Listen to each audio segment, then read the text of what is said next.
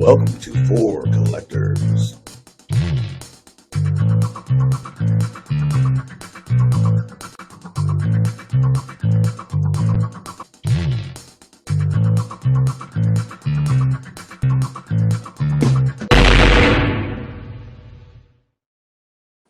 Good morning, baseball fans, and welcome back to For Collectors. My name is Dan. My channel is right there, Dan's Vintage Baseball PC, and I am the newest member of the For Collectors team. So you're going to be seeing me like a couple of times a month, and I did some guest hosting. I'm actually part of the team, and very happy to be part of the team.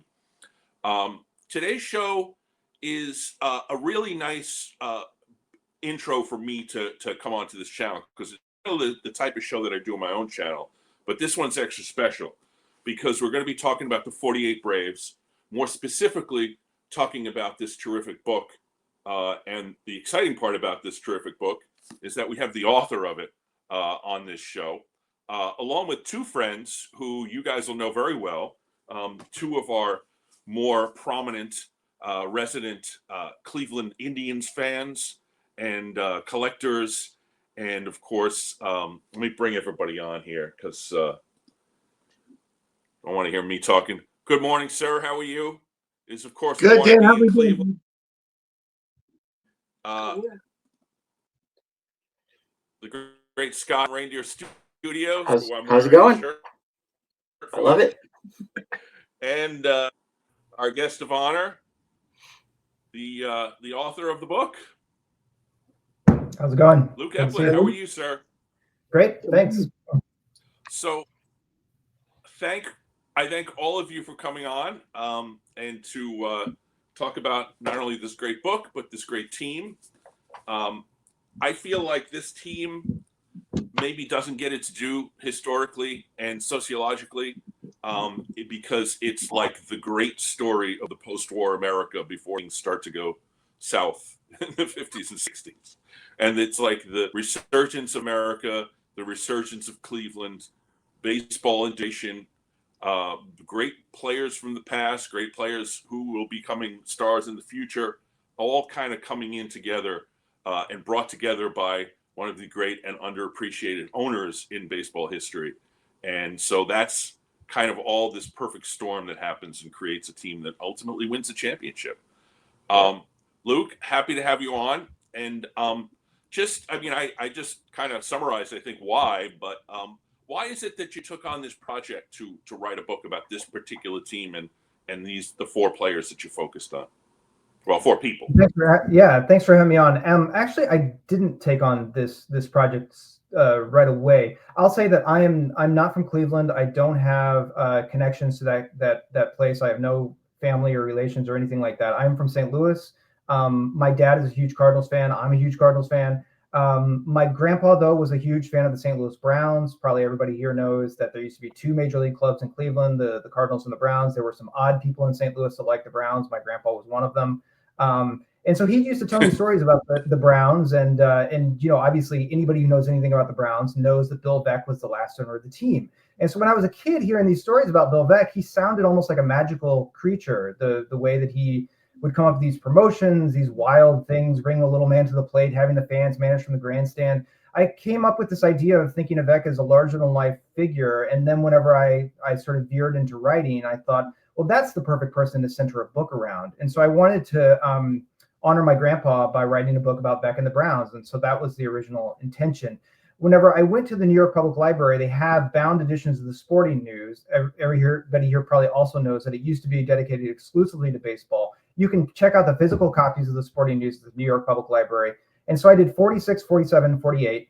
Those were the years when Veeck owned the Cleveland Indians. I wanted to just do some background research before he owned the Browns. And while I was researching that, I kept coming across these names: Bill Veeck, Bob Feller, Larry Doby, Satchel Paige, over and over and over again. And I started thinking to myself, here you have two black players, two white players. They each represent something very different. You had sort of the more liberal side of the post-war order in Veeck, the more conservative side in Bob Feller. You had two generations in the Negro Leagues in Larry Doby and Satchel Paige, which caused them to have two very different ideas about how to handle integration and the way to sort of philosophically carry themselves. And I thought that if you put these four people together and intention with each other, you could have this tremendous story. And it was just so, to my, great, it was almost an accident. It was to my great surprise that they all sort of culminated on the 1948 Indians. And so it just kind of felt like kismet. And that's how I shifted over to Cleveland and realized, no, here's the story.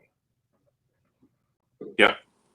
So Scott, you're obviously you're from Cleveland, and you're known pretty much on YouTube as the Indians guy, or have been for many years. What is it about the 48 team that drives you to collect them?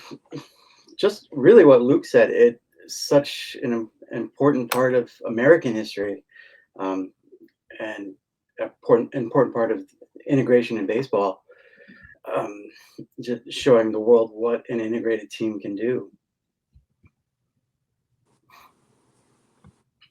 And Warren, as a Clevelander, I'm sorry to cut you off, Scott. Sorry. Was there? No. Okay. As a Clevelander, it's kind of one of those things where historically, this is like one of the apexes in the history of the city, and I kind of feel like the teams in the city kind of had their peak at a moment that historically was great for Cleveland. You agree with that, or is that something that it feels like as a Clevelander that's a thing? No, I think that this team definitely fits the mindset of this whole area. They've always had a love-hate relationship with the Indians, more love than hate, obviously. But it's that hardworking mentality of these guys all coming together to win this championship. But the story, that the deeper stories that align with the team, the integration, the long overdue time of Satchel Paige being in the major leagues, and how difficult Doby had just as much of a rough time as Jackie did. And it's only now, after all these years, that Doby's finally getting, and I said this to Scott yesterday, he's finally getting the flowers that he deserves. Long overdue. But the insight of Bill Veeck to do what he has done back during this time frame, to take that risk and that leap, and to not care what anybody says, because to me that would seem to be his attitude. Hey, I'm doing this whether they like it or not, because it's the right thing to do, at least in his mindset. But I think that this story of all four of these guys and this team in general really fits the MO of this city, and over its history of ups and downs, and we can go on and on about it. But I think I agree with that statement for sure. Yeah, I would say that, like, I think that, like, there were a lot of people that I talked to who remember this team, and they really sort of connected this team with Cleveland at its apex. If you sort of situate Cleveland in time, Cleveland, for the first time, started to lose population during the Great Depression. They had never lost population in the city's history up until that point. Factories were closing down. It hit a really hard time. Then the war comes, and the factories come roaring back to life because of sort of the necessity of supplying army supplies and sort of wartime material. And whenever the soldiers come back, the factories are still sort of at their peak, and people are sort of settling into a city that is suddenly firing on all cylinders. And Cleveland hits its peak in population at this point. And so they've gone like a dozen years kind of down on their knees. They're really sort of like a little bit hard bitten by this point. And the sort of genius of Bill Veeck is that he comes into this city and he recognizes that there's something that needs to happen here. There needs to be a spark, a way to sort of like release the energy that has happened in this city. And he kind of does it through the team. He sort of corrals that energy and puts it into the Indians. And he himself is just sort of like running around Cleveland at all hours of the day. And the other thing that Warren was just saying is that he also sort of recognizes that you can't only have a part of the city be part of it. You have to have the entire city be a part of it. And so by integrating the team, like the editorial that runs in the African-American newspaper of Cleveland, the Cleveland Call-and-Post, after they win the World Series, is the Indians are no longer a team for some people. They are our team, which is why my book is called the way it is. So Veeck just kind of like includes the entire city. And it's just one of the sort of few instances in history where baseball becomes the channel for a city to express sort of these emotions that they're having collectively. And so it's this wonderful explosion that happens, and it really can't be replicated. I will say that Bill Veeck in the 1970s, when Cleveland was really down on its knees again, like they were saying, why don't you come back and buy the Indians again? You could have them for a song, like just come back, buy it and recreate it. And Veeck knew you can't recreate that. It was a moment in time. And like Veeck sort of knew that he was able to do it once, but it was magical how it happened. And yeah, it was just the right city and the right explosion. And that's a great scene. Just great. Sorry, Bill, go ahead. And you know, the book obviously follows, for the most part, 4 particular characters, which you know, are crucial to this, Veeck being one of them. But I wanted to start with Doby because you know, he's obviously the first African American player in the American League, and his entry into the team is very different from the experience that Robinson had. Not only because, you know, he's not as old as Robinson, he doesn't play in the minor leagues, he isn't brought in sort of in a you know, organized way. He's just kind of thrown onto the team and shows up one day and he's on the team. And Doby is a different kind of person than Robinson. Also had very different experiences, having played in New Jersey for an integrated team and an integrated high school, and kind of had some. In your book, you talk about how he's not really ready for the segregation that he experienced in the armed services, but also ultimately in baseball. So, can you a little bit about Doby as a character in the book, and ultimately as a player for the team? Yeah, you're right about how he does go up into an integrated high school, and he's kind of the high school hero. He's the captain of several sports. He letters in 4 sports. He sets all these sorts of records. He's actually a better basketball player than he is a baseball player. He's just kind of an all-around tremendous athlete. And so he doesn't really grow up with this, let's say, stark segregation that afflicts Satchel Paige from a very early age. It's not until he goes into the armed services where he's taken to a camp in Chicago, and once they get there, the white troops are going to one place and the black troops are going to another place. That's when Doby really sort of recognizes the way that this country is treating African Americans. It's something that he feels very plainly when he comes to the Indians as well. He's playing in the Negro Leagues.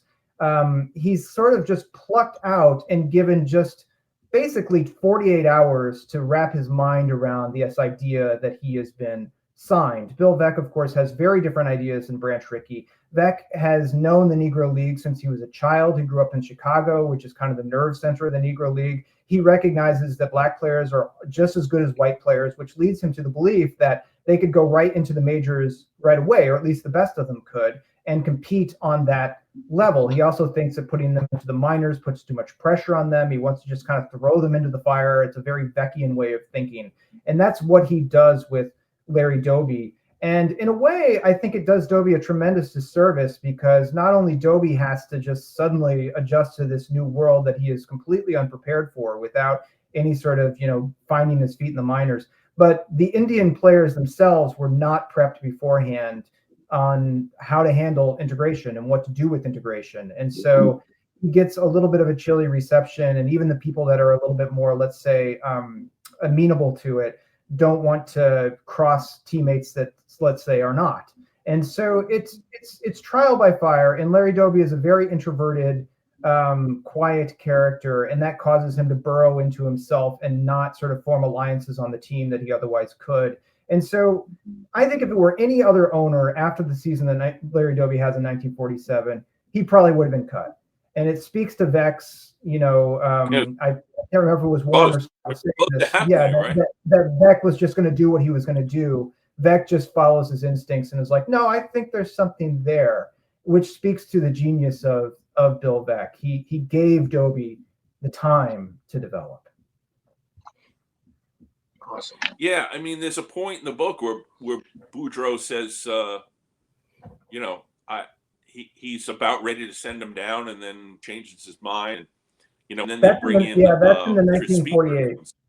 That's in the 1948 Yeah. season. They have like a month after the season starts to sort of figure out who they want to keep and who they don't, and they just figure that Larry Doby needs seasoning, and he just hits. He goes on this extremely lucky run at the week that they're about to decide who to cut, and Boudreaux, who is just completely decided that Doby's going to go, gets cold feet and calls Veeck in the middle of the night, and it's like, I can't do it. I can't do it. All this sort of like, it almost makes the Indians of 1948 feel like a movie script. There's all these dramatic moments that could have changed. Like if the deadline had happened just 1 week beforehand, Doby would have gone down and the Indians probably would not have won the pennant. I mean, all of this sort of luck and fate and destiny that is happening, because no Doby on that team, no pennant. And so it's to their tremendous benefit that they not only kept him, but that Boudreaux had that foresight to be like, oh, we got to see where this goes. Yeah. And that Boudreaux took, himself didn't make it to 48. So we are all collectors, and we're on the For Collectors channel. So I figured we'd get some of the collection items. So we were fortunate that Scott, when we talk about Doby, Scott has the rookie, which I don't have. It's one of my target cards for this year. But Scott, tell us about how you came about to get this Doby rookie, because I know there's a good story behind it. I was at the Chicago National 2 years ago, and this was on my hit list. And I find it within 15 minutes of walking into the show, and like I'm a little hesitant to like spend my entire budget for the week on one card. And Chris from Missouri comes up. He's like, "Hey, what cards are you looking for?" And I said, "This Doby." He's like, "Buy it." And Chris is the first person that actually showed me his Doby in person. So it was kind of kismet. So and. I feel very fortunate to have bought it, because I have not seen one that I like as much as this one since then. It's got a number on the top, a random assigned number by someone in an office in Florida. Right. But in reality, it is an absolutely beautiful example, and congratulations on that. Thank you. So I will go into my Doby stuff in a little bit, but I know, Warren, you didn't get a chance to send some photos because you took a trip. A good one too. And any Doby stuff you want to share? Yeah, I got a really nice little 49 team photo pack. Just a great image. They use this image for a few of the cards, obviously. Just a beautiful example of it. Just great there. Of course, a nice red man with the tab. Always fun. Got a great, it's a nice 51. Bowman. Nice.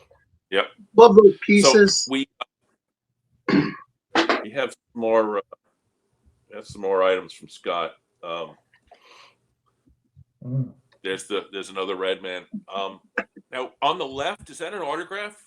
No, that's the 1948 picture pack. It's like the same thing that Warren showed the year before. They were all portraits with a facsimile autograph on it. Do you have a Doby auto? I have lots of Doby autos. Yeah. Okay. So that's the same picture pack that Warren had, and it's used in the 50 and the 51. 50 Bowman. Yep. And 51. Oh, we wow. have this sad item. So this is Larry Doby's worst card, and I love it. But it's a 1949 MP and Company, and they thought so little of him that they used a picture of, or an illustration of Johnny Vandermeer from like 7 years earlier. So he's a white pitcher with the number 57. Yes, Is that him throwing in the lefty. outfield there? Is that like maybe that's him in the outfield. I don't know. So crazy. He's a right-handed thrower, though. He Oh, throws yeah. the right hand. Yeah. So I did have some Doby stuff. Happy to show. There's the 52 Bowman, the 53, the 56 in the upper right, where he's looking very unhappy to be on the Chicago White Sox, Yeah. and then the 54 Bowman on the bottom right there. But in the middle is my favorite Doby item that I have, which is the 1954 Num Num potato chips card, where the potato chip company took, I guess, what were team photo pack photos and turned them into baseball cards. And this one is absolutely gorgeous, and it's And got those a are nice so thing on the so back. tough. Yeah, Mhm. this one is an A, which is authentic because somebody cut off the bottom, but they did such a great job that it looks like there wasn't ever a bottom there. That's So great. it's perfect. It's literally a perfect card without a number on it, but that doesn't mean anything because it's a permanent part of my collection. And it's interesting because you see Doby kind of, it's a photograph that you'll see elsewhere, kind of running in to make a play. And we talked about he came to Newark as he came from Newark to Cleveland as a second baseman ultimately, right? Yes. So we'll get into Hinchcliffe in a second, but I know that you talked to Eddie Robinson personally, Luke, right? Yeah. I went to his house. Yeah, I spent a weekend there. And it's a complicated situation, and I think you sort of touched on a lot of the complicated issues. And it's not really a one-dimensional thing, but Eddie Robinson was one of the three players who didn't shake his hand, Doby's hand, when he came into the clubhouse. And right. It's not in your book, but I've read elsewhere that Veeck said that those three players were going to be traded by the end of the season. That didn't end up happening. Robinson stayed with the club, but there were two others that did end up getting shipped out. Maybe not that year, but later on. But it's more complicated than that, because the sort of bigger picture that I felt you gave it was that it was more for Robinson. It was more about his baseball. It was him losing his position at that point. He was kind of a player on the edge. Yeah. So, I mean, it's hard to I don't want to. I didn't get to talk to Doby, obviously, and so I'm not sure how he would characterize this. But the way that Robinson said it is that he was 26 years old at that time. He'd been in the minors, and then of course World War II happened. So he lost years that he could have been working his way up to the major leagues to the service. And so by the time the 48 season comes around, it kind of feels like now or never for him. And he comes up and he really struggles. I'm sorry, this is the 47 season. He really struggles to establish himself as a first baseman. And Lou Boudreau starts playing a guy named Les Fleming at first base and a couple of other sorts of things. And Robinson would sometimes go a week or so without playing. And so he's really not only frustrated, but scared that this is his shot and he's blowing it. And so about a week before this, integration happens, Robinson obviously has no idea this is going to happen. He goes to a guy named Bill McKechnie, who is the assistant coach. He's obviously a Hall of Fame coach as well. And he says, I don't know what to do. And McKechnie encourages him to go to talk to Boudreau and just explain to him your situation. He does. Boudreau is very sympathetic and says, look, you're going to be our first baseman for the future. You're just struggling a little bit. So I'm kind of, helping you find your footing a little bit. It's okay. Don't get discouraged. You're our first baseman. And then whenever they sign Doby, Robinson knows that he's an infielder and there's nowhere for him to play on the infield. Joe Gordon is an all-star at second base. Lou Boudreau, of course, is going nowhere at shortstop. Ken Keltner is a fixture at third. And so the only place for Doby to play is first base. And so suddenly Robinson goes from a situation where he's competing against Les Fleming, an older player who is on the downswing of his career, against Larry Doby, somebody that people want to know Robinson sees him missing a lot of playing time to Larry Doby. And so Doby not only is inexperienced at first base, he doesn't have a first baseman's glove. So whenever he asks Eddie Robinson if he can borrow it for a game in which he's going to take Robinson's place, Robinson not only refuses to do so, he quits the team on the spot. And Yep. Robinson said it was a drastic move that was done in the heat of the moment. Bill McKechnie comes down and sort of talks him out of it, says like, everybody's going to say you're racist because, you know, you didn't want to play with a black person. But Robinson swears up and down that it was simply because he was fighting for his career. Doby, in the limited time that he talks about it, said that Robinson used the N-word whenever he said he wasn't going to, you know, give him the glove. And Boudreaux says this in one of his autobiographies too. So it does seem to me like race probably did have something to do with it as well. Robinson grows up in Texas. Robinson admitted to me during our conversation that he was not particularly enthused about the Indians being the first team to integrate. And so I do think that he does have a mix of emotions that are going in there. But what that does is that it sort of moves sympathy to Eddie Robinson's side and kind of makes Boudreaux very reluctant to substitute Doby in for any other player because they don't want to have a reaction like that. And so this idea that Larry Doby was going to get playing time in 47 is curtailed by that Eddie Robinson incident, and it really sends a chill down the team. Yeah, and Doby ends up playing very, very little that 47 year. What does he have, like 50 at bats? It's a ridiculous number of small. Yeah, if you look at bats, he has a lot of at bats before that Robinson thing. Most of his at bats are kind of happening there, and then after that, it's like he never gets substituted in again for somebody like that. Yeah. He never played first base after that. Boudreaux is just frightened. That's true. I'll tell you, you really helped me out with Immaculate Grid because I got Doby for first base and second base. He did play second base at some point. Yeah. So there was one where it said first base and second base, and I put Doby, and it was a really low number. So let me go back to so last weekend or 2 weekends ago, I went to a card show at Hinchliffe Stadium. Interestingly enough, and that's what it looks like now. If you saw pictures of it 10 years ago, this was old and dilapidated and falling apart, and they've rejuvenated this.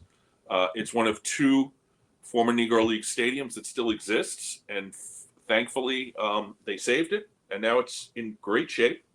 But what's interesting about it, for the standpoint of my computer's freezing a little bit. There we go.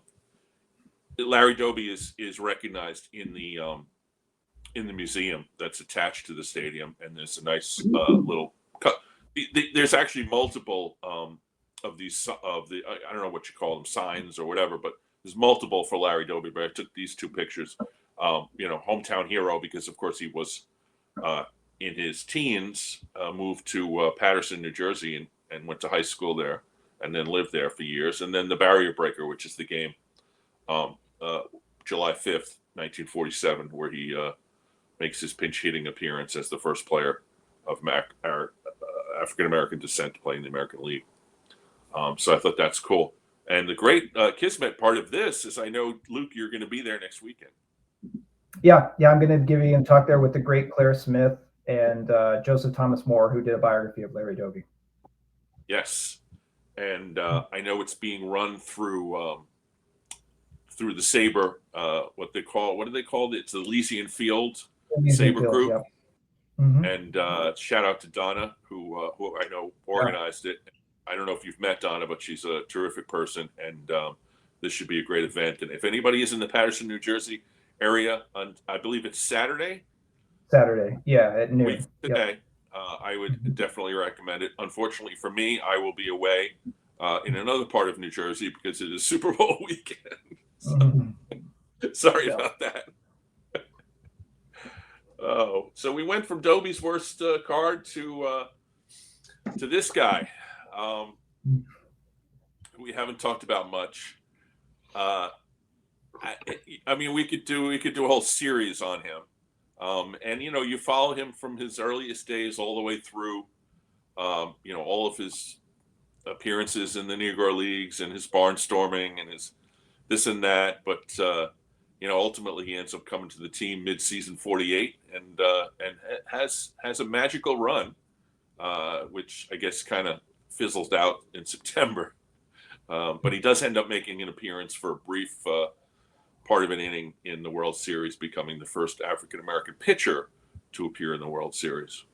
So Yeah, I want to sort of like just say that, like, I mean, it's, if we're talking about, it seems like kismet is the word to talk about. Like, the thing that I couldn't believe while researching Satchel Paige, and what really the fun part for me, because so much has been written about him, I felt like, you know, what more could I have even have added with him? But what I tried to do was to tie him so closely to Bob Feller. Like, Bob Feller, when he comes up in 1936 as a, you know, 17-year-old high school junior, he comes back to Van Meter, Iowa, where he's from, and the first thing that he does whenever they're doing this, they do this big homecoming for him. There's like Ferris wheels and prizes. It's this big sort of to do, and then that night he pitches against Satchel Paige, and so it's almost like from the beginning these two are really, really tied together. And if we're talking about sort of script like Hollywood sort of thing, what are the odds that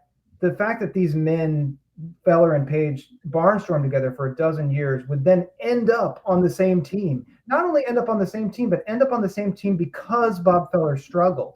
Like, if Bob Feller had a, you know, a typical Bob Feller season in 1948, they might not have brought in Page, because they've been like, oh, we're good, we got everything. But the fact that Feller struggles, that's what really, you know, panics Veeck to the point where he's like, we got to go find someone else. I mean, it's just ridiculous that these two would then become teammates, because they're joined at the hip on the barnstorming tour. And so it's wonderful. It's one of those sort of baseball fairy tales almost. This, Scott, is this a picture pack photo? Yeah, 1949 picture pack. Because there's another one. We got another one coming up. But I always love this photo because, you know, he's mid wind up, right outside the dugout, warming up in his uniform. And then we have the other picture pack, which is with the portrait there. So this is actually a 1949 as well, but they also use that same photo for the 1948 picture pack. Yes, and there's the exhibit card, right? And then there's this. Okay. Luke, now I know you're collecting autographs. Do you have a Page autograph? I do. So I'm from, as I mentioned, St. Louis. Satchel Paige, at the end of his life, was kind of given an honorary position at the Springfield Cardinals, and this would be Springfield, Illinois. My sister now lives in Springfield, Illinois, and so he used to sit in the stands during games in the 1970s and sign his business card for anybody who approached him. So I have one of those signed business cards, authenticated. And I will say that, you know, my sister, as I said, is in Springfield, so I talked to some people that knew Satchel Paige during that time. He once did a signing at the Springfield Mall with Bob Feller. And the guy was like, yeah, I went there and got a ball signed by Paige and Feller. They were signing for like $10 each. And he was like, there was nobody there. It was just like, imagine that in the 1970s, Feller and Paige together at a mall. And like, everyone's like, eh. The joke that collectors tell about Feller is that it's easier to find cards that he signed than it is to find cards that he didn't sign. The joke being that Feller spent like the last 20 years of his life going from autograph show to autograph show. But Satch is a lot harder. And interestingly enough, I have seen this week, someone showed me a picture of an autographed Feller, autographed Paige business card, authenticated, just like yours. Oh, and, yeah. It was not cheap. No, I have it here somewhere. I'll find it. That's fun. So I just had two items to show for my Page stuff, and we'll get to Warren. If you have Page stuff, get it ready to go. Got a couple things. I have the 53. His only affordable card. What did I do with it? Here it is. His only affordable card in the hobby, because his 49 Leaf and his 49 Bowman are both exceedingly expensive cards, which I have no delusions that I'm going to be able to buy. So I have that. And this is in beautiful condition, but it's only given a small number by a random person in an office in Florida, because it's got a little pinhole at the top, which saved me hundreds and hundreds of dollars. And then there's this item, which I got a few years ago. Yankee Stadium had a promotion, and somehow or another they didn't get rid of all of these. So I guess the Negro Leagues Museum made them available via mail. So now I have my Black Yankees Satchel Paige bobblehead. He pitched one game for the Black Yankees, a complete game, which is in his Baseball Reference stats. And this is cool. It's got his name on it.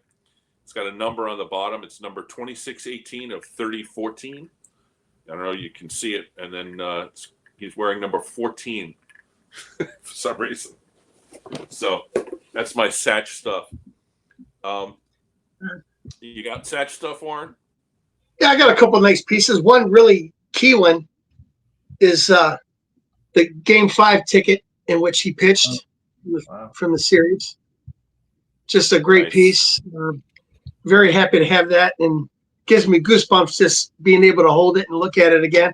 And this is just fun, random, because everybody that knows me knows I like just odd, out of the wood stuff. So 1996 Hallmark Christmas ornament of Satch. Oh, cool. You guys know me.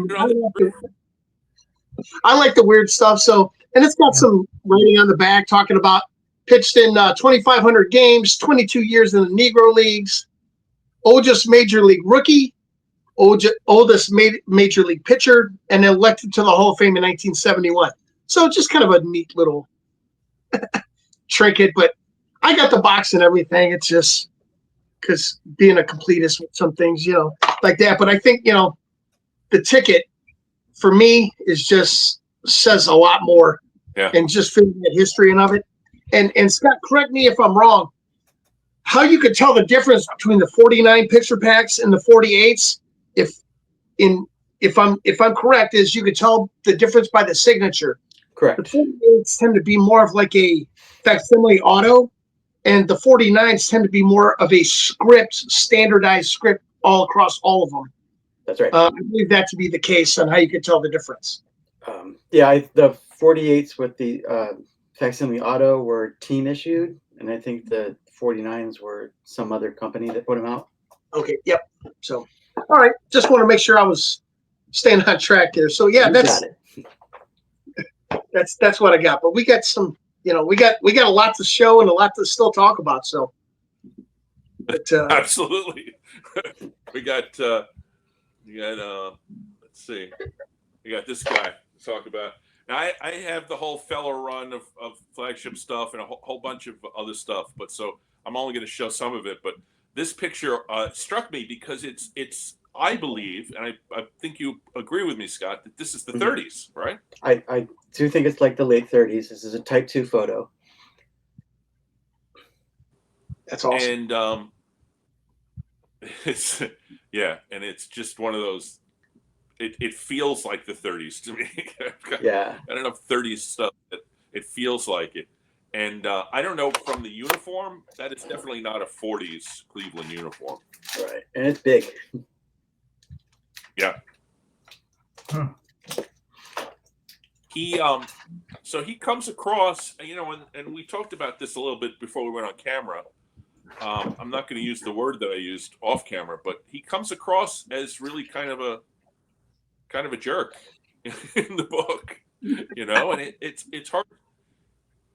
It's hard for me, having been a fellow collector and sort of idolizing this guy as a great pitcher and a war hero in many respects, and certainly somebody who changed the nature of pitching. And a figure who goes from all the way from the 30s into the mid 50s, and sticks around the game after that for a long time.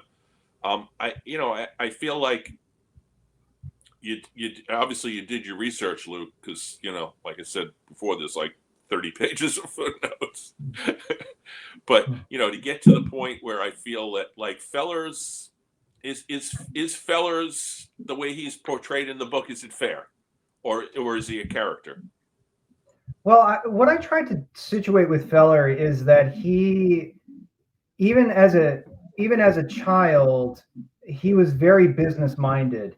his father was one of the most successful farmers in that part of Iowa. And to make it through the Depression like they did and still maintain not only their farm, but success on their farm took a lot of know-how and business smarts and just sort of hard-edged reasoning. And so Bob Feller approaches his job like that. And I think that it's a very direct manner that he had about him where he knew his worth and he was going to get his worth. And the fact that he sort of like blossoms into this kid star at a very early age and then kind of becomes exactly what the country needs through various parts. Like he's this sort of figure that shows that everything is still possible in the Great Depression if you put in the hard work. It's this like American dream come to life. Then he becomes this war hero, and then he comes back and he becomes sort of the business hero right at the time when Americans are sort of like becoming a little bit more entrepreneurial minded after the war is done. He sort of morphs into these phases very seamlessly. And then he really hits the snag with integration where it's clear that it's outside of his realm of expertise and he starts saying some things that he probably shouldn't say. And so he loses his footing a little bit in this period, which is what my book is trying to portray. So he has his good sides and his bad sides. I will say that, this is a thing about collecting. And so we all know about Feller. We've all heard that story that, the only thing worth less, the only baseball that is worth less is one that has Bob Feller's autograph on it. I found an article in the 1970s where Bob Feller is just kind of roaming the minor league stadiums, setting up a card table and putting up a sign that says Bob Feller, $10. And the writer of the article, this is in the Los Angeles Times, is just disgusted, just being like, this is very undignified. What is this guy doing?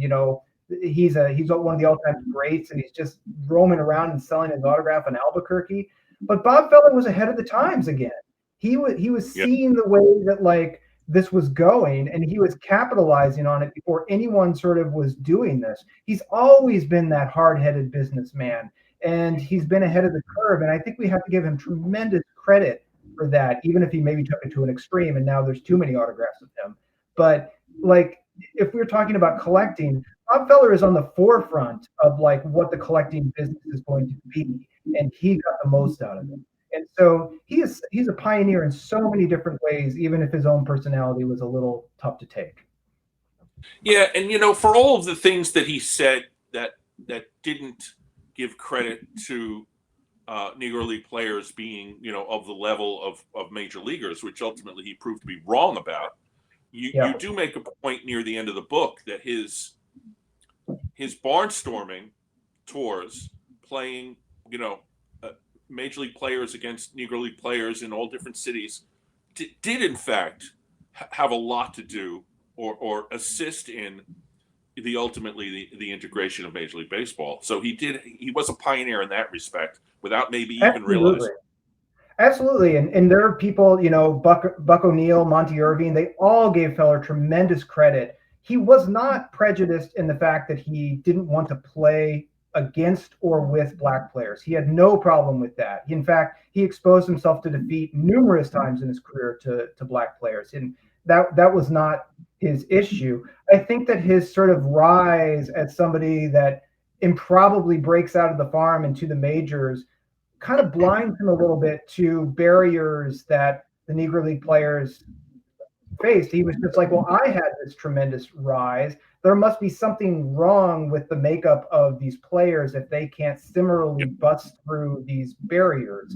And so he doesn't recognize that these barriers are quite different than the ones that he faced, which then causes him to deduce wrong things about why Negro League players haven't yet integrated. And so it's not that I think Negro League players held him in great esteem for the way that his barnstorming tour allowed them to get publicity and introduce them to new audiences. Yeah, I think there's a reference that he ultimately gets invited to many of the Negro League reunions in later years. Yeah, definitely. I would like to get a Rofell stationery if I could. I wonder if they exist. I've never seen them. So we move along a little bit in Feller's career. That's an exhibit on the left, and I guess you guys know which picture pack that is on the right. 48. That's 48. Okay. Yep. And then, as we talked about, there's a lot of signatures. Mhm. Scott, this is the 48 Bowman. Correct. Tell me the story about how this ends up in your collection. I just been looking for a 48 Bowman. Had eBay search going, and this one just popped up one day, and it was cheaper than like one without a signature, as sometimes is the case with Bob Feller. So I enjoy it more than that. So I picked that one up. Is that Municipal Stadium in the background? No, I don't think so. No. Okay. No. And then on the right is the blue tint, the 48, 47. I forget which year is the blue tint. I don't remember either. It's either 47. It's later than 47. It is. Okay. It is 48. And then there's this, which is the 49 Bowman on the left, and autographed. Is that the 49 picture pack? Correct. With another Bob, he's got the facsimile autograph at the bottom right and a real Right. autograph. So when I bought my complete picture pack, it came with an autographed Bob Feller, and I wasn't surprised.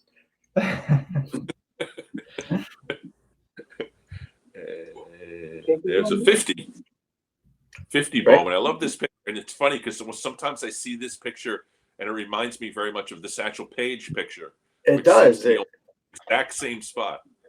And having like tried to recreate these Bowman, because I'm an artist, so I've tried to recreate some of these Bowman cards in that style, and like that's like I can tell it's not the same photo. That's just not how they would have done it, but it is eerily similar to Satchel's. Yeah, 49 I picture should mention that I'm wearing one of your artistic shirts, the Don Mossy as King shirt, in tribute to you. And Thank you. I'll link down below to your Etsy store, which I would absolutely recommend anybody visit and purchase, because I've purchased a bunch of stuff from it. I appreciate that. Your work is terrific, and I appreciate you, making it available to us. But so then there's the Wheaties hand cut on the right. What year is that? 51? 51. Yep. So there's actually bigger than the 52s, which are the more common ones, and I think the 51s are gorgeous.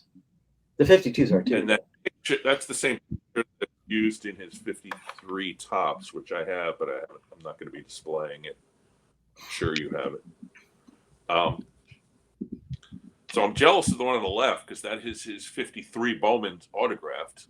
Mm-hmm. I have that card, but I don't have an autograph version of it. It's got a nice space for an autograph on there. It does. That would be a spring training photograph, I'm assuming. Right. Mm-hmm. I'm pretty sure that even though it's on the mound and he's in a windup, I'm pretty sure that's posed. I don't think Bob Feller. Yeah. And then the one on the right, which we're twinsies on, because I have that too, is the 1954 Wilson Franks, where Bob is smiling at some flying hot dogs. Yep. And then this is the 52 Redman. And with that is tab. my favorite Bob Feller card. That's a great image. I think that's the last. Oh, no, there's more. There's a Lachlan, 48 Braves versus Indian. Fellows Heartbreaker, we'll talk about that a little bit later, the game 1 of the World Series, I assume they're talking about, because game 5 wasn't really a heartbreaker. And then there's this fantastic item. This is the 1948 reunion. Which year was this? Was it 98?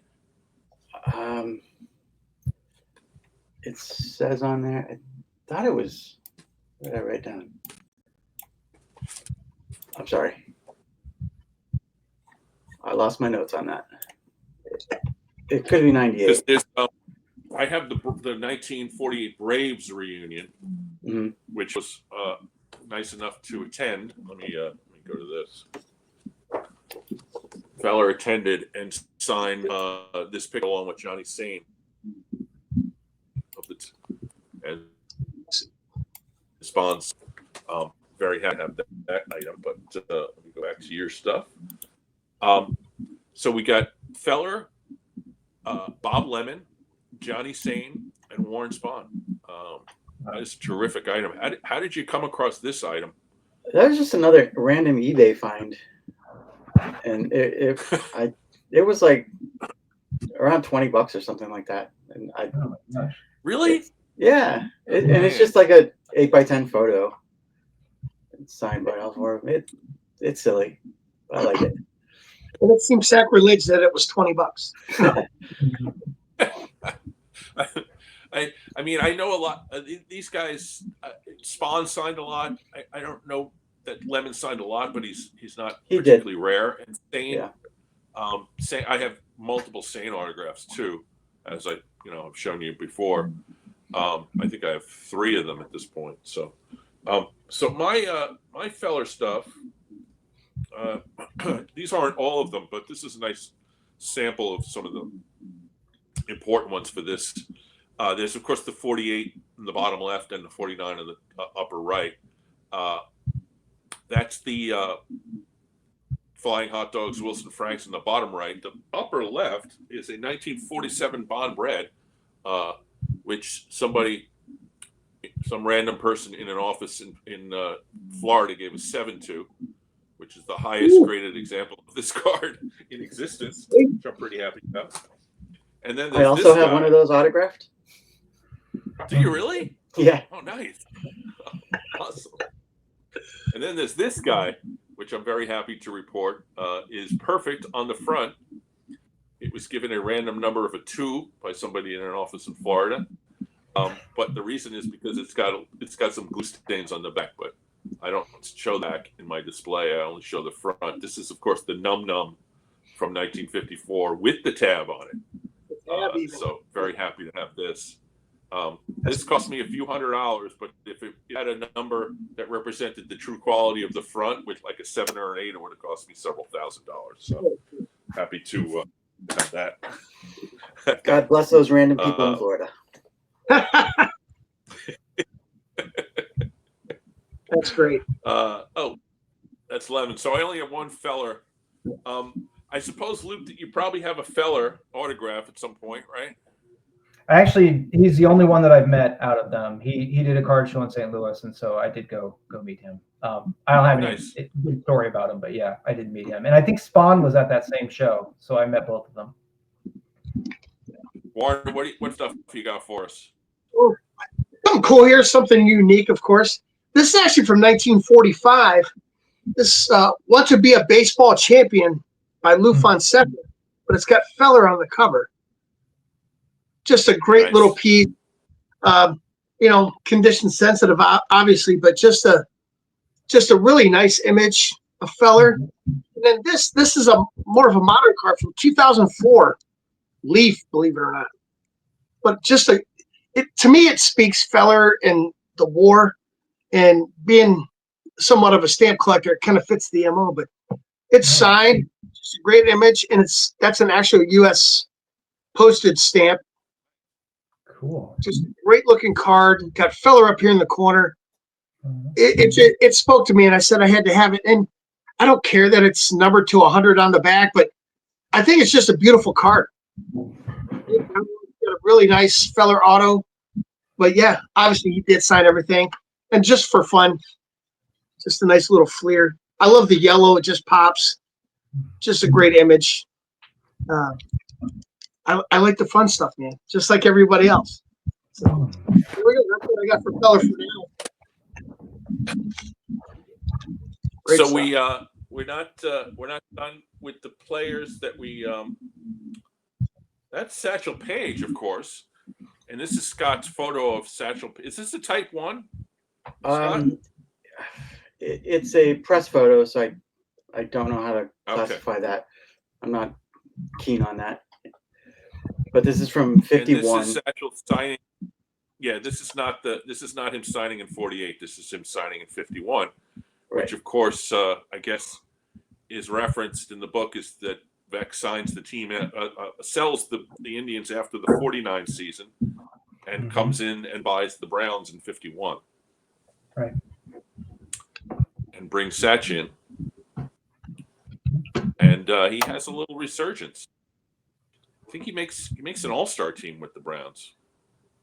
He does. He's the oldest player ever to be on the All-Star team. Yep. He has a couple more Veeck. So Veeck would sign anybody. So here he is signing an older pitcher. I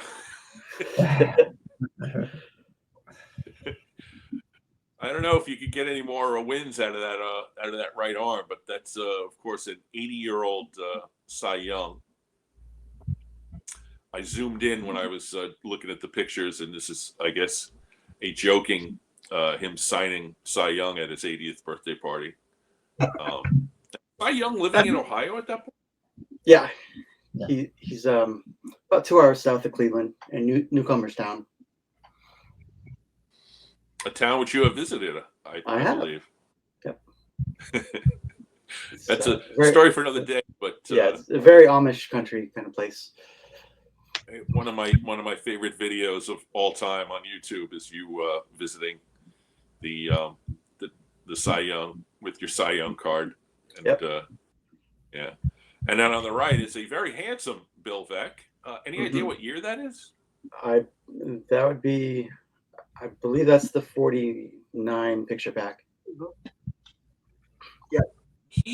So his issue for me, and I said this in our there we go.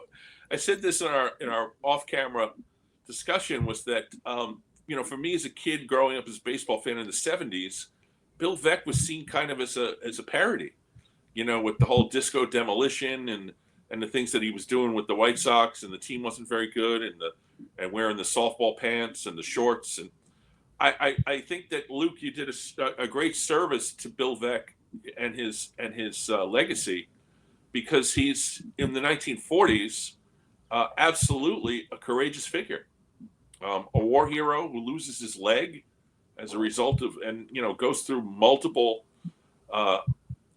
surgeries, and almost single-handedly takes this moribund franchise and turns it into a champion.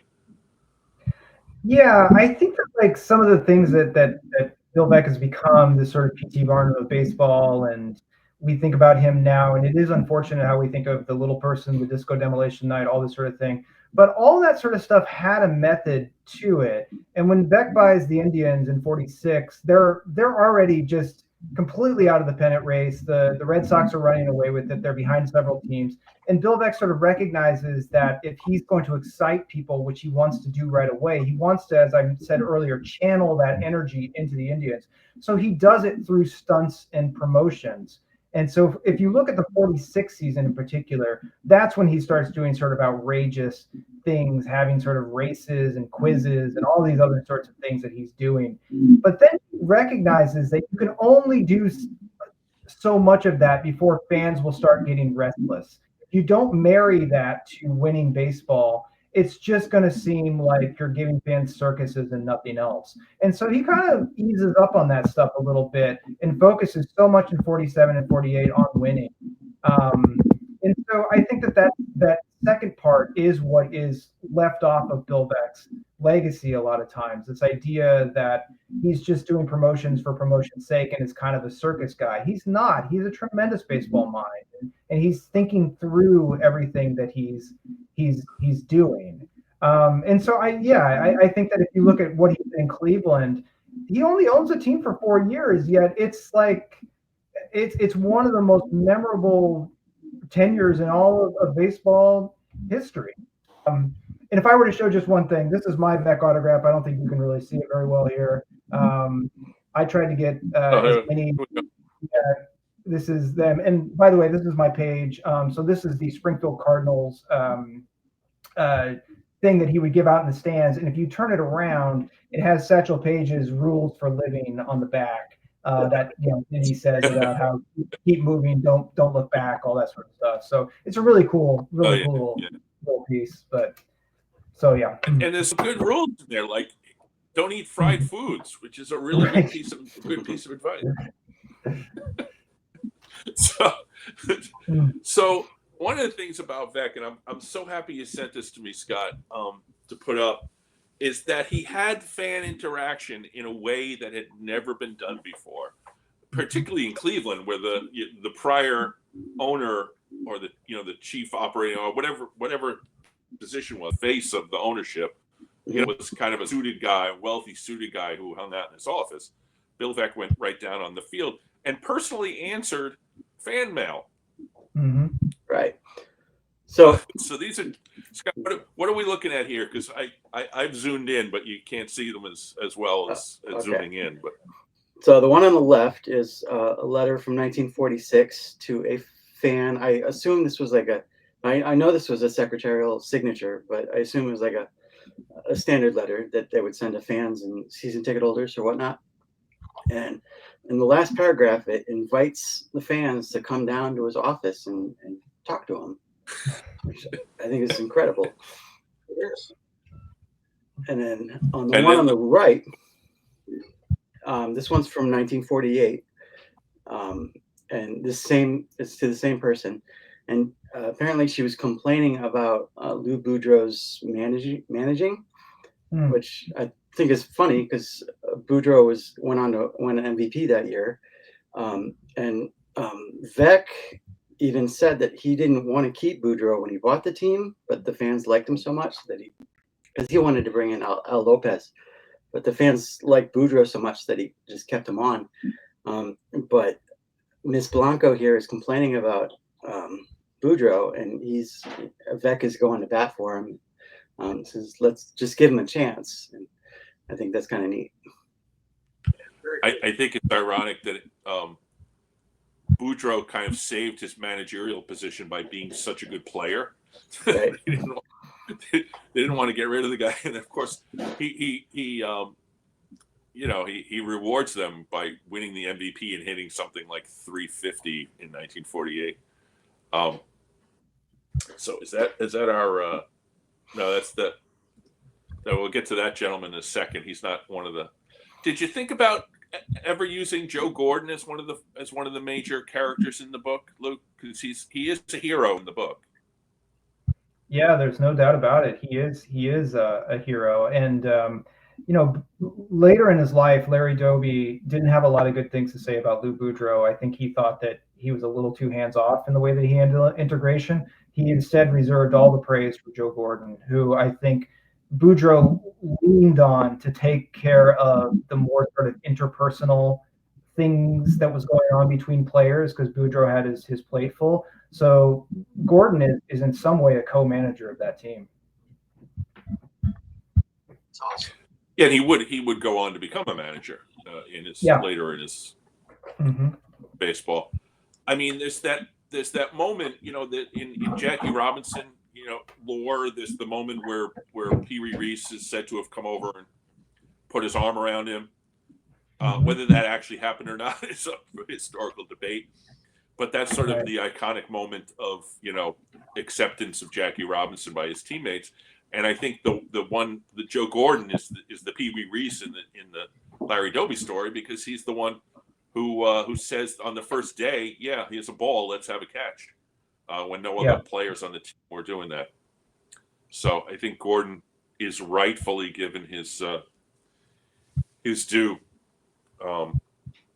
in that regard. Warren, you were going to show us a Bill Veeck thing. I moved on to Gordon too quickly. No, it was just another picture of the picture pack. But I do have a really cool Joe Gordon piece though, since we're talking about him. So I picked this up, 1940s era. This is a personal model, Joe Gordon, and maybe hard to see. Joe Gordon model here. Now, it's not a store. This is a personal model, so this tends to be more of the higher end, and it's actually meant for the players themselves. I found this, got it for a steal. I love it because even though the webbing is broken on it, everything is original. It hasn't been restrung. It's got the brass buckle on the back. It is just a beautiful condition glove, and still being able to read Joe Gordon on there. I know it's tough to see because it's such good condition. It's just an awesome piece from a Hall of Famer. And significant guy in the book itself. So I thought I'd make sure we showed that off. So happy to own this, man. Absolutely. I don't I played baseball in the 70s and 80s, and I have no idea how they use those gloves. It's amazing. I could barely get my hand in it. I'm like, how that crazy stuff. So Scott, you got the that's got to be a tough one, that Leaf card. Not as tough. They're out there. It's like not as tough as the Doby or the Feller. Well, yeah, I mean, he's a Hall of Famer, but he's not priced the way Doby would be priced. Right. But I don't know if I've seen that card very often. That Gordon, and the colors are really kind of interesting. Yeah. And then you got him. He's kind of he's a second baseman, but he's like a good hitter second baseman. Mm-hmm. And you can see in that stance that he's a larger man than most second basemen from that era. I have his 50 here somewhere. His 50 Bowman here somewhere. Here it is. I have it 4. You have it at a 7. Wow. Those random people in Florida really treated you well there. Let's see. What are we doing here? Oh, yeah, Steve Gromek, who we'll talk about at the end,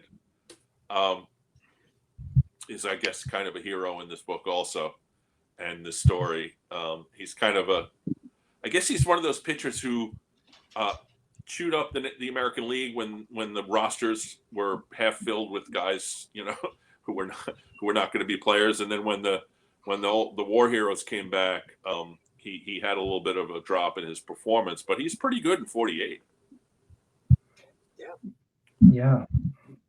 No, he wins 19 games in 45, and he falls so flat on his face in 46 and 47 that he's the only person whose salary Bill Veeck cuts going into the 1948 season, because Bill Veeck was known to be very generous to his players. He was a player's owner, and so Gromek had a lot to prove, and he just doesn't get as many opportunities that year. But with the opportunities he gets, he's pretty good. And so it was good intuition on Boudreau's part to start him in Game 4 of the World Series. Yeah, it's a game that I guess Satch was phenomenal in August, but not so great in September. And then he's kind of grumbling over the years about he probably should have started that game. But I think he was bitter about that. Yeah, and the results certainly prove it. So there's this, which is the exhibits, 48 exhibits. I have this is not a Braves show, but I do have the Braves card of this somewhere. What did I do with it? Yeah, that's all right. And then there's Municipal Stadium. Wow. And a little cartoon of Municipal Stadium. What's the genesis of this piece, Scott? All right, so this is like a magazine clipping from 47 or 46. Veeck had just bought the team, and they're kind of like making fun of him, saying that they're going to put teepees in the dugouts or whatever. But the Indians played, even though Municipal Stadium was built in 32, they played most of their games in League Park still, which was a lot older, but it was smaller. And of course, Veeck wanted more fans, and you can fit more fans in an 80,000 seat Municipal Stadium. So I kind of like the juxtaposition of the two stadiums in this piece. Yeah, it's great. I've actually never seen that image. There's so I know how you got this one, but you can shout out how you got this one, Scott. Yeah, a friend of mine up there gave it to me. And I love it. It's a great piece. It's Game 4. So Warren has 5, you have 4, and I have Game 2 from Braves Field. This ticket I purchased raw or ungraded at in a box at a show for like $50. I think I got them down to 45, and then Nice. ultimately got it slabbed up, and now it sits with all my 48 Brave stuff. So the other thing is the program, which I think you also came about this through some generous. That same generous person gave that to me too. Wow. So thank you, So Warren. Warren's giving away this stuff. No, I got one of my own. I figured you'd have one of your own. And I got one of my own too. So I have tried to get the Braves one. It's harder to get. The Indians one is a little bit easier. Yeah, I still have it in plastic. But it's a little chewed up at the top, but I'm happy with it. Oh yeah, for sure. What's that? This is 1948 Indians schedule. You don't see a lot of these. They tend to be really beaten up. This is just a gorgeous piece. Wow. But and it's got all the games in here. What I love about it is somebody actually went through each game and checkmark who won. It's just see if we can. Oh, some of them are showing. Just really great, man. I love it. There's a great little ad on the back. Like I said, in seeing Chief Wahoo on anything makes me smile, and it's just a great image. The colors pop on this thing, and the condition is just glorious. So fun. And since we talked about Gordon as well, and this is one of my favorite vintage magazines ever because of the colors. We've got Lou Boudreau and Joe Gordon turning a double play right here. Just a gorgeous image of colors. This is actually from July of '49, but still, it's just a great piece. And if you don't mind, I got a couple other things that I don't think any of you guys have. And if you do, I'd like to see it. I have 5 plain dealers. So this is from October 11th, 1948. It says Braves win to extend the series. I do not. Yep. I don't want to get out of here because I don't want all the oils on my hands. These things have been crazy. Here you go. Indians favored in the opener. To me, these are so special to me because this is the full newspaper. And they're very intact. This one, Indians win first pennant in 28 years. Gene Bearden victory. Just great stuff. And I think this one, here's what leads up to where they actually went into the playoff to play against the Red Sox. Yep. Just great pieces. I have them sitting in a dark underneath my stairs just to keep light off of them. Just, yep. Luke, I can't tell you enough how much I enjoyed your book. Oh, thanks, man. I learned so much about the time and the players that it really made it more special for me to enjoy this. And you know, Scott and I talked in the car yesterday too. Just it was just a great moment, and as we said before, just a great time in history. And I love being able to go through and touch all my stuff again. People to look at it and hold it, and that's what it's all about for me. The history and what these guys did and how the struggles and stripes of the team in general, but they all came together for the ultimate thing, and that's win the World Series. Yeah, that time was the greatest achievement in sports. So that's what I got. So well, I couldn't agree with you more. So I think this is Scott's last. Yeah, this is the Kid from Cleveland movie. So what are we looking at here? All right, so this is a lobby card from the Kid from Cleveland. It's a movie from 1949. You have Bill Veeck on the left there, and behind the man in the suit is Bob Feller, and then Mickey Vernon's behind him. You got Larry Doby, and it's actually signed by Larry Doby up there. And Jim Hegan, and he had Lou Boudreau in the front, and he's like he didn't go to the war because he had bad ankles, so you can see his ankles are taped up, which I kind of like that too. Oh yeah. So this movie isn't very good, but it's really neat to see all these players. It's got Satchel Paige in it. It's got Tris Speaker in it, and all these guys. It's really neat to see this movie. How did Mickey Vernon get into this? He was It's not a Cleveland. I do have a Mickey Vernon card here because I was very pleased to see that Mickey Vernon, who was one of the good guys, is portrayed, at least briefly, as a friend of Larry Doby in the war, who tells Clark Griffith that he should sign him, but Clark Griffith doesn't do anything about it, unfortunately, for the Senators. But is Vernon in this because of his friendship with Doby? he was on the team, I think, in '49. Yeah. I could be mistaken, but You're right. Yeah, he gets traded. Veeck trades Eddie Robinson and gets back Vernon in early win at that time, which would end up not a being bad trade. great for the '54 team, certainly. Yeah. So we didn't talk that much about this gentleman. I don't have his 49 because it is a very expensive card, but that's his 52 Bowman and his 54 Red Heart.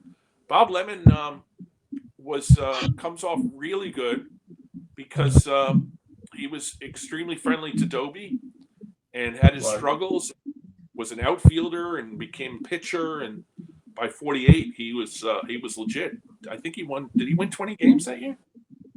He did. Yeah. He won 20 before Bearden did, and then kind of sputters at the end of September. But he's, I mean, one of the most improbable Hall of Famers you could ever imagine, and he has a couple of lucky things that happened to him. One is that he ends up playing in the majors before he gets drafted into the service, and that is an extremely lucky break for him. While he's in the service, he's on a team in Hawaii that is perpetually short on pitchers, and they're sort of playing quite a few games. And the manager of Hawaii notices that Bob Lemon, when he's throwing balls from the outfielder across the infield, has a lot of spin on his ball, and is like, well, why don't we try pitching this guy?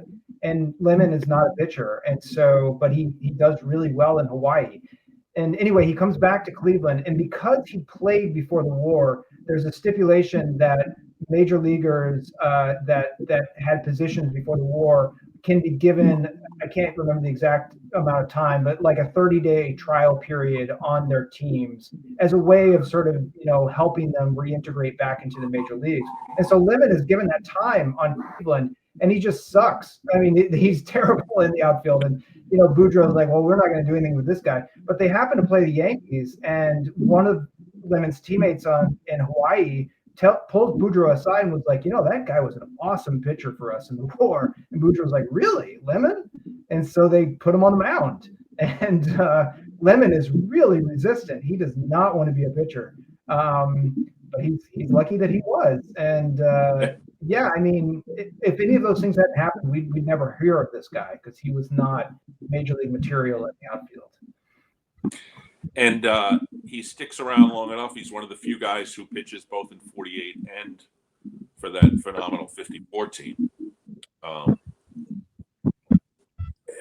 In fact, he's the ace in 54. So I put together some of the cards of some of the players. There's, of course, Eddie Robinson, who was traded to the White Sox. His 52 Bowman. And he ends up on the Yankees in 56. There's the Gordon card that I showed before. Dale Mitchell, who was a solid outfielder for that team. That's his 53 Bowman. To the right of him is Al Rosen, who would, of course, be the 1953 MVP. Plays a very, very small part because he's not going to get the job from Ken Keltner until 1950. And this is Al Rosen's 1950 rookie card from Bowman.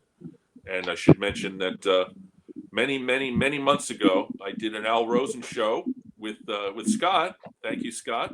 Mm-hmm. When my channel was super new, and this gentleman took a chance on me and came on and did my show, and I'm very thankful for that. So thank you, Skaght. Every time I see an Al Rosen piece, I think of you and your friendship, and I It makes me feel good. Below that is Steve Gromek. I think he's in with the Cleveland. Yeah, he ends up bouncing around a little bit later. And then Gene Bearden, who we had a little revelation about before we went to recording, that Gene Bearden, who is portrayed as a war hero and gets an injury and practically gets killed, but makes it all the way back to the majors, and then has a magical season in 1948, which he never recaptures. So Luke, tell us about his war hero story. There's a story that runs in the Sporting News in 1948 that talks about Gene Bearden's time on the USS Helena, which is a cruiser that is sunk by torpedoes, and Bearden was apparently injured quite severely in that and barely survived, sort of floats around on a raft, gets rescued. And that is the reason why he says that he developed a knuckleball, because his leg was hurt and he couldn't lift his leg sufficiently to pitch. And so he had to develop a different pitch. And apparently there has been new research by the great organization of Sabre that does not place Bearden on the USS Helena, that this story is wholly untrue. He does get injured during war, but it's a more sort of mundane injury that happens, not as dramatic as it was on the ship. So that's a sort of little bit of Bearden that is a little bit false. He does come out of nowhere that season. He's not heralded. He doesn't even really start pitching until May on the Indians, and he does end up winning 20 games. People can't figure out the knuckleball. The next year, Casey Stengel says that Bearden's knuckleball actually breaks through a ball. It kind of sinks low, and for people to just lay off of it. And so Bearden starts walking a bunch of people and has to resort to his fastball, which is not major league worthy. And he never regains his form again. I think he goes from 20 wins to 5 wins, which if the 49 Indians, who won like 80-something games, had those 15 wins back, they would have won the World Series. Yeah. Oh, well. But Bearden, for 48, he wins. He is selected after Feller fails on the last day of the season. He's selected to pitch the playoff game in Fenway Park, and wins the game. Yeah, hugely controversial. Because of that big green monster out there. A lot of people thought that he wasn't the right pitcher, that he was inexperienced and something like that. But he not only, he wins the game, he wins his World Series game. He kind of saves game 6 in the World Series. Like he is so instrumental to the Indians that year. In the offseason, the Cleveland News, which is a great newspaper, runs like a 10-part biographical series of Bearden. He is supposedly associated with a Hollywood actress. Like he becomes kind of the big guy. They really expected him to be the next star on the team, and it just doesn't materialize. Yeah, that's the knuckleball. So I guess we can. What is that? There we go. So I just wanted to show a couple items that I hadn't shown yet. One is this. I'll bring it back. This is a 1939 Gowdy Premium of Bob Feller, which again, if you can see close up, where's the number? It gets a 1. Does that look poor to you? Well, the reason is because somebody had it a pinhole down here with a little bit of paper loss, and a pinhole up here. Somebody had it on their, I guess, on their wall or whatever. But I absolutely this. It's. I'm sorry, Warren, I didn't get that. I said they loved it so much they wanted to put it on the wall and use pins. Exactly. Well, our friend Mookie Tilson talks about how if a pinhole is in a card, that means that somebody loved it so much that they put it up on their wall, and that makes it special. And in this case, the special part is that I paid a fraction of what it's really worth because of that little pinhole. Another thing I wanted to show is, yes, game 1. Bob Feller pitches his butt off, but he loses 1-0.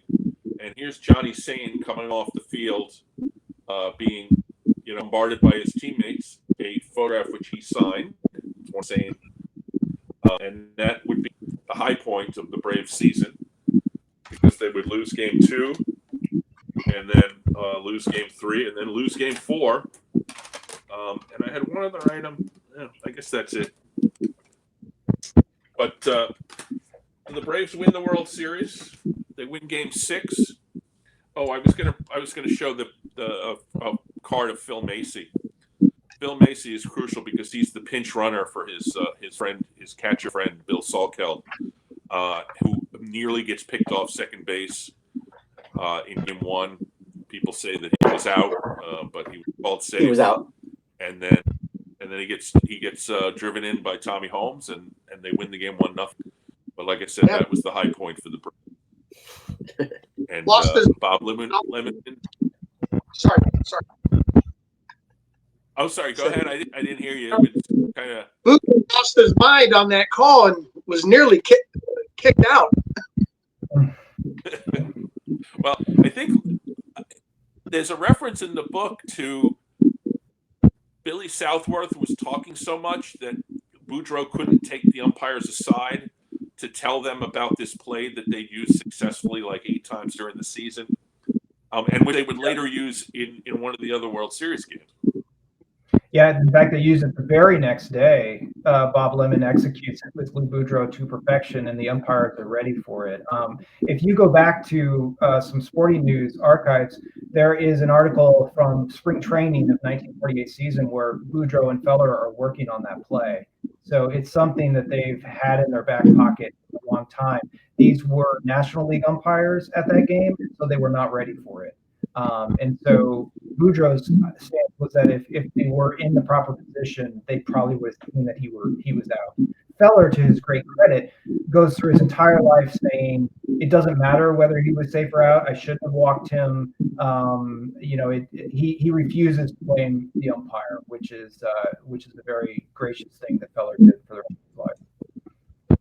Well, I can tell you, as a 48 Braves person, Phil Macy, at the end of his life, actually admitted that he was out. So yeah. There you go. So I did want to go back to this, which I think is the last picture that you have in the book, and it's going to be the last picture that we're going to see in this recording, because I think it speaks volumes for many reasons. One of which, of course, is that it's a white man embracing a black man in 1948. It's also Steve Gromek coming out of nowhere to pitch the game of his life in Game 4 of the World Series.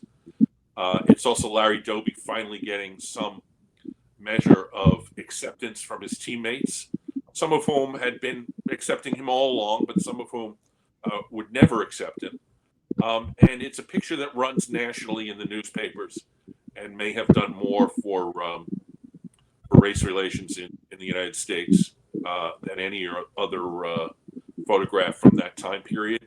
And I know Martin Luther King once said to Don Newcomb that his job, his civil rights crusade, was made a little bit easier because of the job that was done by people like Jackie Robinson and Larry Doby and Don Newcomb and Monty Irvin and Roy Campanella. And I think this picture kind of, emblemizes that. It's just a great image all around. You could see the actual joy, and that's where skin color doesn't matter right at that moment. It's just teammates and the euphoria of just winning. Yep. And I should mention historically that this is Game 4 where they won. The Indians won 2-1, and Larry Doby's home run was the reason why they scored the second run, and which ended up being the margin of difference, the margin of victory. Correct. I jumped ahead of I mean, I don't know if it exists, but I would love to see if anybody has a copy of this photograph with an autograph of both Steve Gromek and Larry Doby. That would be something. For sure. for sure. All right, man. Great. Well, gentlemen, I wanted to thank you all for coming on and providing a great service to the community. Not only, Luke coming on and discussing your book, which I will implore anybody who hasn't already bought it to go ahead and buy it, because it will be something that you read and you feel a connection to a team that is both historically, sociologically important, and extraordinarily well written and thought through and well researched. And thank you, sir, for coming on to this channel and talking about it with us. Thank you, Luke. Well, one of the things that I was really worried about with this book was that not being from Cleveland, that I was worried that people from Cleveland would not recognize themselves in the book or would feel like I was an interloper. And so it's been really good to see that, in certain corners of things that the book has gone over okay in Cleveland. So I'm so relieved about that. So, More than okay. Yeah. And Warren and Scott, my friends, I really appreciate you coming on and sharing your incredible collections. And we could have gone on for hours, frankly. Yeah. I'm only showing part of what I have from Feller, but anyway. Right. So for collectors, thanks all of you for coming on.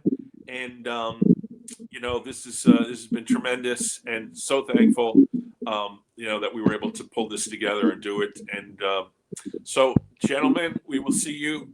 Viewers, we will see you. Thank you all. Buddy, thank you so much, guys. Welcome to For Collectors.